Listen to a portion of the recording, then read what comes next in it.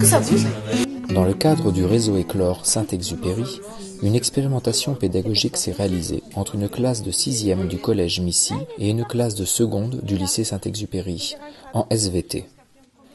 Par le biais d'une convergence des programmes de ces deux classes autour de la notion de biodiversité, les élèves ont réalisé dans leur établissement respectif un prélèvement de litière du sol pour en extraire les êtres vivants, ce que l'on appelle la microfaune du sol. Pour cela, un appareil de Berlez permet de récolter l'ensemble des êtres vivants dans le sol, les feuilles mortes et les débris végétaux. Il a fallu alors déterminer et classer les animaux récoltés. Pour cela, les élèves ont utilisé une clé de détermination, les incitant à observer à la loupe binoculaire les caractéristiques visibles, comme l'apparence du corps, le nombre de pattes éventuelles, la présence d'antennes ou pas. Parallèlement, les élèves de 6e ont réalisé le même travail de recherche à partir de leurs propres échantillons. Chaque groupe d'élèves a ensuite préparé un document de présentation afin de partager et de confronter les résultats obtenus au lycée et au collège.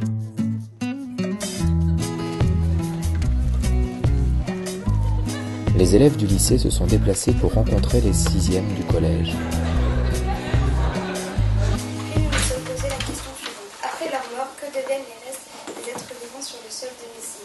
Donc ici, nous allons vous présenter la constitution du sol.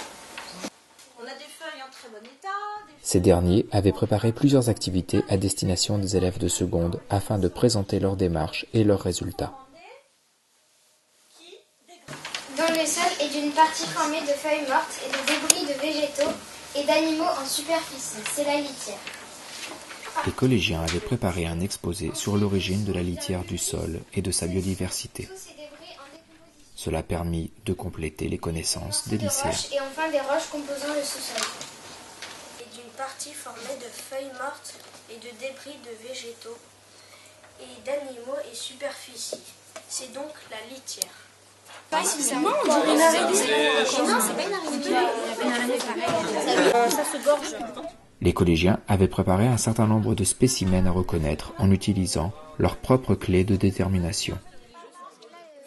Il y a 3 paires de pattes. 3 paires de pattes, c'est déjà un bon début. Les lycéens ont pu s'exercer à la reconnaissance de la microfaune du sol du collège.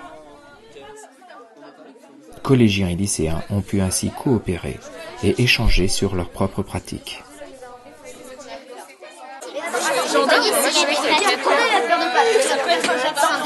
Est-ce qu'il y a des pattes? Oui, bah oui, il y en a qu'un. Voilà. Alors, combien la bestiole que vous avez vu dedans. Est-ce qu'il y a des pattes? Oui, c'est bien. Ah si, il a 3 paires de pattes, mais on dirait qu'il a 2 pattes sous le dos. Mais c'est pas s'il n'y a pas de pattes, on sait que c'est... Nous, on va vous présenter la biodiversité du sol de notre lycée à nous. Les lycéens ont quant à eux présenté les spécimens récoltés au lycée, mais également leur démarche pour la reconnaissance et la classification des animaux. Donc nous, on a eu des fiches d'identification comme vous, sauf que c'était un petit peu plus précis, il y avait plus de choses à... Ils ont pu ainsi compléter les connaissances des collégiens.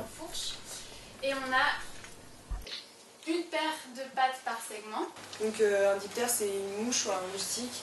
Et diptère, ça vient de di qui signifie deux, et pteris L.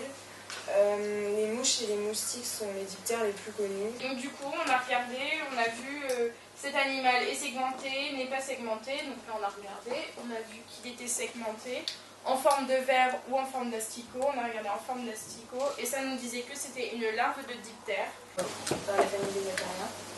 Puis ensuite, on regarde l'aspect de l'animal et on définit par le petit dessin qu'on a sur la fiche que c'est un parasite.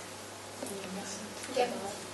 Par exemple, le lysotoma, je sais pas quoi, La séance s'est terminée par l'explication des 6e aux secondes des grands principes de la classification par emboîtement. Et donc il a présence de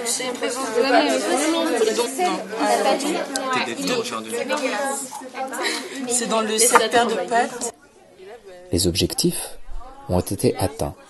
Valoriser la liaison collège-lycée, créer un pont entre le collège Missy et le lycée Saint-Exupéry, tous les deux établissements du réseau Éclore, établir un pont entre les élèves et entre les enseignants, développer la transmission de connaissances et de méthodes entre élèves de niveaux différents, Enfin, cette démarche s'inscrit en cohérence verticale d'une notion disciplinaire, la biodiversité.